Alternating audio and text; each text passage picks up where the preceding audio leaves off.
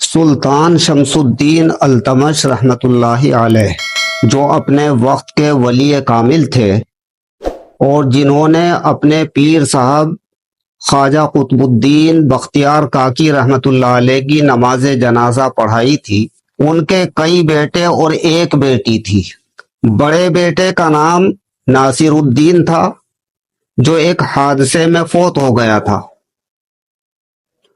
اسی کی یاد تازہ رکھنے کے لیے اپنے چھوٹے بیٹے کا نام بھی ناصر الدین محمود رکھا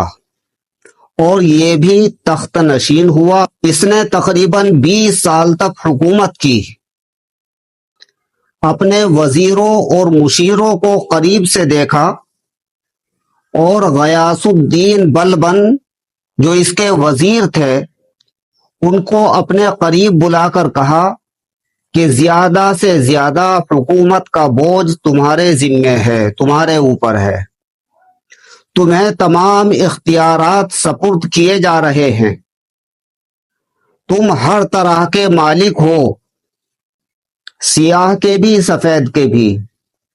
لیکن ایک بات کا خیال رکھنا، کوئی کام ایسا نہ کرنا جس کی وجہ سے قیامت کے دن میری اور تمہاری شرمندگی ہو۔ اس بادشاہ کے بارے میں آتا ہے کہ اس نے زندگی بھر کبھی بھی خزانے سے ایک پیسہ نہیں لیا، بلکہ ساری زندگی قرآن کریم کی کتابت کرتا اور جو اس پر محنتانہ اور اجرت ملتی اسی سے گزر بسر ہوتی تھی۔ ایک مرتبہ ایک نواب صاحب سیٹھ صاحب نے یہ دیکھا کہ بادشاہ خزانے سے یعنی شاہی خزانے سے کوئی پیسہ نہیں لیتا، صرف قرآن کریم کی اجرت اور محنتانے پر اپنا گزر اوقات کرتا ہے، لہذا اس نے بتائی ہوئی اجرت سے ڈبل اجرت دے دی۔ بادشاہ کو جب یہ معلوم ہوا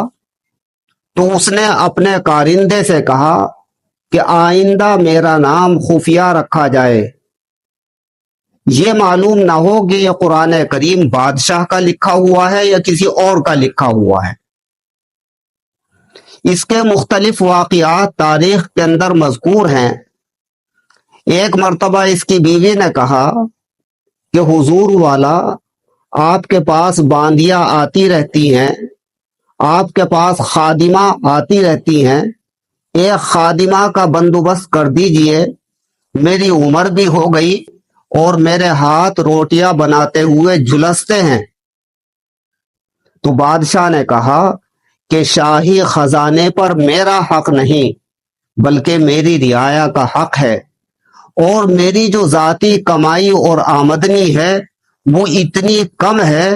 کہ اس میں خادمہ کا بندوبست نہیں ہو سکتا۔ آج کی جو نئی نسل ہے وہ اپنی زبان سے بارہا یہ کہتی ہے کہ ہمارے مسلم بادشاہوں نے کچھ نہیں کیا، انہیں باقاعدہ تاریخ پڑھنی چاہیے اور پھر اس طرح کے واقعات سے سبق لینا چاہیے۔